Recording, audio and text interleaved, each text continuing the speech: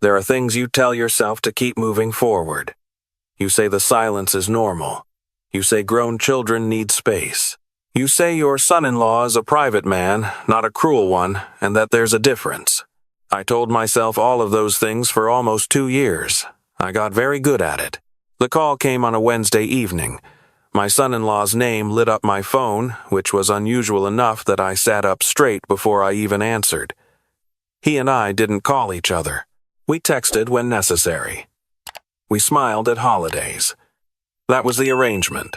Unspoken, but firm. "Walter," he said. "No, hello." He never bothered with hello. "Those old toolboxes of yours are still taking up half the garage. I've told Claire to remind you twice.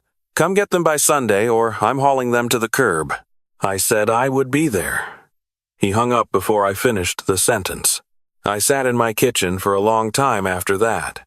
The toolboxes had been in their garage for 2 years, since I'd helped them move in and ran out of room in my truck. Marcus had never mentioned them before, not once. The man who counted every dollar and tracked every square foot of that house had never once complained about 2 metal toolboxes sitting against his garage wall. And now he was giving me a 4-day deadline with the tone of someone who'd already decided to be angry about my answer. I couldn't explain what I felt sitting there. It wasn't quite fear. It wasn't quite dread. It was something older than both of those things, the kind of knowing that lives below words. I was a father before I was anything else, and something in me that had been whispering for months suddenly stopped whispering and started pulling. I hadn't seen my daughter in 22 days. That was the number I'd been avoiding, the one I kept not looking at directly. Claire and I used to talk every few days, little calls, nothing important. "How's your back, Dad? Did you watch the game? I made that soup you like." Then the calls got shorter. Then they got further apart. Then they were texts. Then they were texts that felt like someone else was reading them first. The last time I'd seen her in person was the Sunday before Thanksgiving. She'd seemed thin. She laughed a beat too late at everything, like she was monitoring the room before she let herself react. My granddaughter Emma had started to tell me something at the kitchen table, leaning across her plate toward me the way 8-year-olds do when they have a secret, and Marcus had stood up to refill his coffee and said Emma's name once, quietly, and Emma had looked down at her plate and gone completely still. I'd told myself she was just being a kid. I'd told myself children were unpredictable. I had not stopped thinking about that moment since. I decided I wouldn't wait until Sunday. I'd go Saturday morning, early, when Marcus had his weekly golf game. I knew his schedule. I'd made it my business to know it, quietly, without letting myself examine why. I told myself I just wanted to avoid the awkwardness. I told myself I didn't want to make small talk in his driveway. I told myself a lot of things that week. I pulled up to their house at 8:45 on a Saturday morning. Marcus's truck was gone, which I'd expected. The house looked normal from the outside, a nice colonial on a quiet street, the kind of house where everything is supposed to be fine. The garage door was closed. The front curtains were drawn, which was less normal. Claire loved light. She'd grown up in a house where we kept every curtain open until dark. I had a key to the garage side door. Claire had given it to me when we installed a new lock 2 years ago, and Marcus had never asked for it back, either because he forgot or because he didn't know. I unlocked it and stepped inside. The toolboxes were where I'd left them. I ran my hand over the top one, feeling the latches, and then I stood very still and listened. Nothing from the garage, but the door that led from the garage into the kitchen was slightly open, just an inch. And from somewhere on the other side of it, I could hear something so quiet I almost convinced myself I was imagining it. A small sound, rhythmic, like someone trying not to cry and not quite succeeding. I pushed the door open slowly. The kitchen was clean and cold. The overhead light was off. And underneath the kitchen table, pressed against the far leg with her knees pulled to her chest and her face buried in her arms, was my granddaughter, Emma.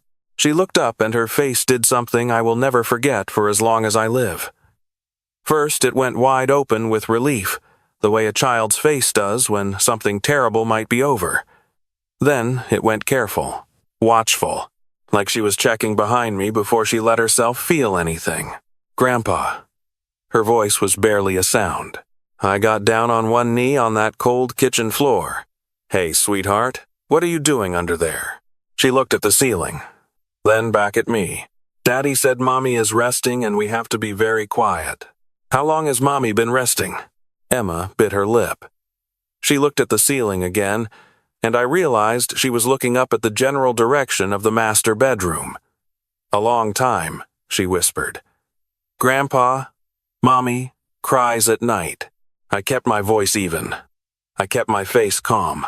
That is the only thing I am proud of in those first 60 seconds, that I kept my face calm for her. "Okay, sweetheart, I'm going to go check on Mommy. You stay right here. Can you do that for me?" She nodded and pulled her knees tighter. I took the stairs slowly. The house had that particular silence that isn't peaceful, the kind that comes from people being very careful. At the top of the stairs, the hallway was dim. The bathroom door was open. Emma's bedroom door was open. The master bedroom door at the end of the hall was closed. I tried the handle. Locked. I looked at the door frame, and then I saw it, and my stomach dropped through the floor. On the outside of the master bedroom door, Marcus had installed a sliding bolt. Heavy duty, screwed into the frame on the outside. The kind of hardware you put on a shed door. The kind of thing you install when you want to lock someone in. The bolt was thrown. My daughter was locked inside her own bedroom from the outside. I slid the bolt back and opened the door. The curtains were drawn in here too. The room was dark and close and smelled like someone who had been in a small space for too long. Claire was sitting on the edge of the bed, fully dressed, and when the light from the hallway fell across her face, I had to work very hard to keep my voice from breaking. She had a bruise along her left cheekbone, yellowed at the edges, old enough to be a week or more. Her lip had healed, but there was a scar there that hadn't existed at Thanksgiving.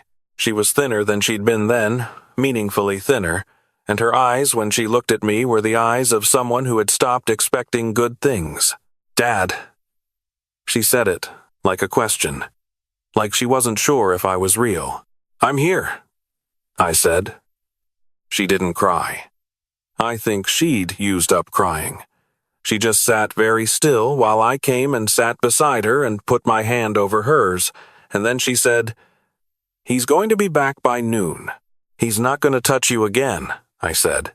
"But first I need you to listen to me. I'm going to take some photographs before we do anything else. Of your face, of that door, of that bolt, everything. Can you show me anything else? Anything he's done? Anywhere?" She looked at me for a long moment, like she was calculating whether she was allowed to answer that. Then she stood up and walked to her closet and reached up to the shelf and brought down a spiral notebook. She'd been keeping a record. Dates and times and what happened, written in small, careful letters, going back 14 months. I stood there in that dim room and I read enough to understand. Not everything. I couldn't read everything. But enough. 14 months of enough. I photographed every page. I photographed her face from 3 angles in the better light of the hallway. I photographed the bolt on the door, the hardware, the screws in the frame. I photographed the refrigerator, which was nearly empty, and the single key hook by the garage door where her car keys were not hanging. Then I called 911. I want to tell you I was calm on that call. I wasn't entirely, but I was clear. I told them what I'd found. I told them about the bolt. I gave them the address. The dispatcher kept me on the line, and I went back downstairs and sat on the kitchen floor next to Emma and held her hand while we waited, and Emma leaned against my arm the way she used to when she was smaller, and I could feel her shaking slightly. This child who had learned to go still whenever she heard a sound from outside. 2 officers arrived in 7 minutes. A detective followed 12 minutes after that. I handed over my phone with every photograph before they asked for it. They were still there when Marcus's truck turned onto the street at 11:48. I watched from the front window. I watched him see the police cruisers, and I watched his face go through 3 different calculations in about 4 seconds. Then I watched him put the truck in reverse and try to back out of the cul-de-sac, and I watched the second cruiser block him in. He was good, even then. Professional. He got out of the truck with his hands visible and his voice cooperative and called one of the officers by the wrong rank to establish familiarity, and I stood there watching a man I had shaken hands with at my daughter's wedding try to perform his way out of what was happening. He almost looked confused. He almost looked like a reasonable man caught up in a misunderstanding. But my daughter was standing in the doorway by then with her photographed face and her notebook and her 8-year-old daughter beside her, and some performances don't survive the audience. They arrested him on the lawn. In the weeks that followed, I learned things piece by piece. The way you learn terrible things, gradually, and then all at once. The pattern had started earlier than the notebook, according to Claire. The notebook only began when she understood that no one would believe her without proof. She'd started documenting after the second time, when she realized there would be a third. She hadn't called me because he monitored her phone. He had an app. She discovered it by accident 6 months in and had been careful ever since, keeping her texts to me light and normal, never saying anything that would show up wrong if he scrolled through. Every call we had, she was performing. Every light, everything is fine text was Claire trying to protect me from worrying and trying to keep the situation from escalating. Emma had known more than anyone understood. Children always do. The detective who handled the case was a woman named Patterson, who had done this work for 11 years and explained the process without softening it or over-dramatizing it, which I appreciated. She told me the notebook was significant. The photographs were significant. The bolt on the door was significant. She told me these things in the specific way someone tells you something that will matter later, in a room with other people who are writing things down. Marcus was charged with felony domestic battery, false imprisonment, and child endangerment. The child endangerment was because of Emma, because of what living in that house had done to her, which a child psychologist would later help to put into words that no grandfather should ever have to hear about his grandchild. The trial took 4 months to come around. He pled not guilty. His attorney made arguments about a contentious marriage, about mutual conflict, about Claire's emotional instability, and I sat in that courtroom behind the railing and kept my face neutral while a lawyer implied that my daughter had invented 14 months of handwritten records and her own bruises. Claire testified for 2 days. She was extraordinary. Steady and specific and unafraid, not because she wasn't frightened, but because she decided that being frightened wasn't going to stop her anymore. Emma's counselor testified. Detective Patterson testified. I testified about what I found on that Saturday morning, the bolt, the empty refrigerator, Emma under the table, and I said every word of it clearly into the microphone. Marcus was convicted on all 3 counts. The sentencing came 6 weeks later. 12 years for the battery charge, 7 for false imprisonment, 5 for the endangerment, to be served concurrently. His attorney had argued for less. The judge had not been moved. I sat in the parking lot after sentencing and I thought about what 12 years means. It means Emma will be 20 when he is eligible for parole. It means Claire will have had time to build something. It means something, even if it doesn't mean everything. But here is what I think about in the quiet hours, the ones that come at 3 in the morning when you're 63 and your body wakes up and your mind starts working whether you want it to or not. I think about a Sunday in November, a kitchen table, my granddaughter leaning toward me with something urgent in her face, opening her mouth, about to say whatever she'd been carrying, and Marcus standing up, and Emma going still. I had noticed and I had explained it to myself, and then I had driven home and I had let weeks pass. 22 days. 22 days between that Sunday and the Saturday morning I finally walked through that garage door. My daughter had been locked in that room before, not for days, for hours, mostly, in the beginning. Long enough to make a point. The notebook documented the progression, how the hours became longer, how the key in the lock became a bolt on the outside, how the escalation worked the way escalation always works, gradually enough that each step seems almost continuous with the last. I have replayed that November Sunday more times than I can count. I have asked myself what I would have seen if I'd been looking differently. I have asked myself what Emma would have said. I don't have clean answers, I don't think I ever will.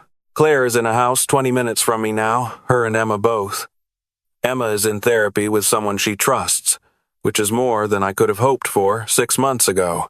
Claire got a job in March at a landscape architecture firm, which she'd put a degree toward before Marcus decided her working made him uncomfortable. She goes in every morning and I get a text with a coffee cup emoji and I send back a thumbs up, and it is the best part of my day.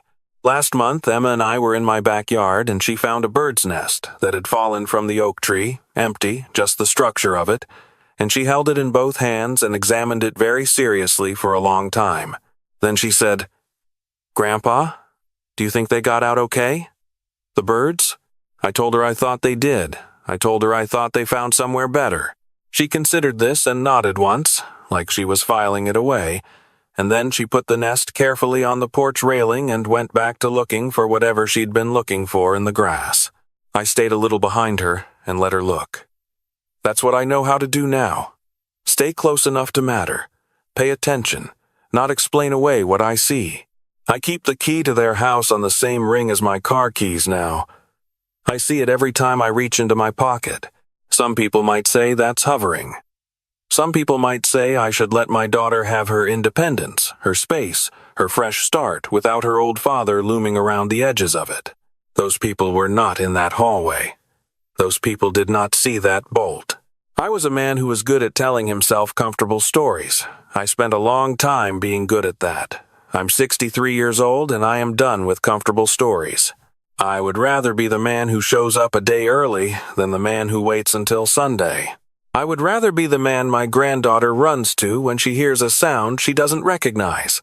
I would rather sit on a cold kitchen floor for 20 minutes than wonder forever what would have happened if I hadn't. When I was young, my father told me that the most important thing a man can do is show up. He meant it about funerals and graduations and the kind of hard conversations no one wants to have. I thought I understood what he meant. I thought I'd been doing it. It took a November Sunday and a Wednesday phone call and a cold Saturday morning to show me the difference between showing up when it's expected and showing up when something you can't name and can't explain and can't prove tells you that you need to go now, a day early, before the window closes. I listen to that voice now. I don't negotiate with it. I don't explain it away. When something in me says go, I go. I think about that voice every day. I think about the 22 days I didn't listen to it. I think about Emma under that table and the way her face opened up when she saw me and then went careful before she let herself feel relief. I think about a child who had learned not to show hope until she was sure it was safe. An 8-year-old who had learned that, if you are listening to me right now, and something in you has been whispering, something you've been explaining away, something about someone you love that you've been telling yourself is probably fine, probably normal, probably not your place to question, I want you to hear this. Go. Go a day early. Go an hour early. Call when you said you'd text. Knock on the door when you said you'd wait at the curb. You don't need to have proof. You don't need to be able to explain it to a lawyer or justify it to anyone. You just need to trust the part of you that loves someone more than it trusts a comfortable story, because they may be in a room where every door to the outside goes through the person who is hurting them. And your voice, your knock, your key in the lock might be the only door they have left. That's the truth of it. That is all of it.